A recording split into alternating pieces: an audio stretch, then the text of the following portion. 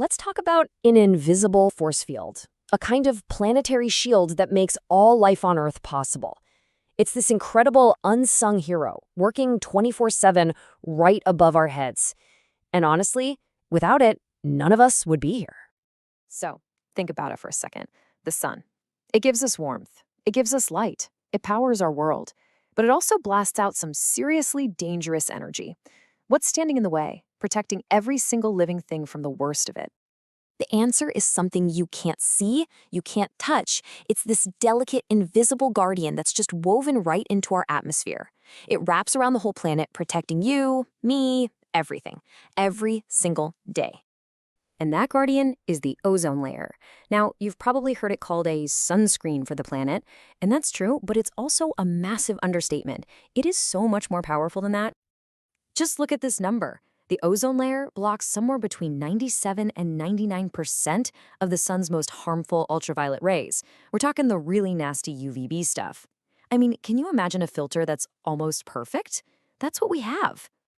So, what does stopping all those rays actually mean for us down here? Well, it means preventing major health disasters. We're talking about things like skin cancer, cataracts, and even stuff that messes with our immune systems. And it's not just about us. It protects plants and animals from having their very DNA damaged. But the ozone layer's job goes way beyond just protecting individual creatures. It's not just our guardian. It's the guardian for entire ecosystems, for the whole web of life.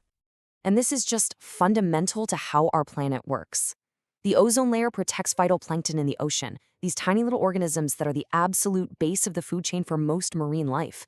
On land, it protects our crops, keeps our soil healthy, and preserves our forests. It is literally protecting our food supply from the bottom up. And get this, here's a role you probably didn't know about. By absorbing all that solar energy, the ozone layer actually helps warm the upper atmosphere. This whole process acts like a giant global thermostat, helping to regulate temperatures and keep our climate stable, which, is kind of important. So we have this incredible life-sustaining shield. It's nearly perfect. What could possibly go wrong? Well, the story takes a really scary turn here, because for a while, that shield was breaking down. Scientists discovered something absolutely terrifying over Antarctica. A massive hole had been ripped right through our planetary shield.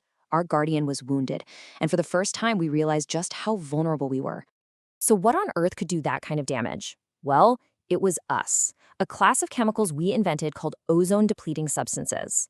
You might know them as CFCs, chlorofluorocarbons. They were in everything from our refrigerators to aerosol spray cans, and these chemicals were drifting up into the atmosphere and just tearing ozone molecules apart.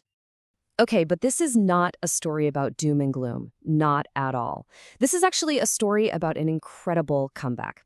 Because when we were faced with this massive global crisis, humanity did something amazing.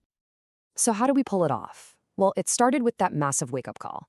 Finding that hole was undeniable proof of the damage we were causing.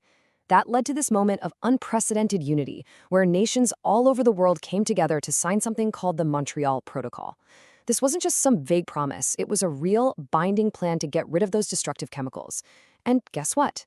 As the world got to work, our shield actually started to heal. And let me just say, that is not an exaggeration. The healing of the ozone layer is, without a doubt, one of the greatest environmental success stories in all of human history.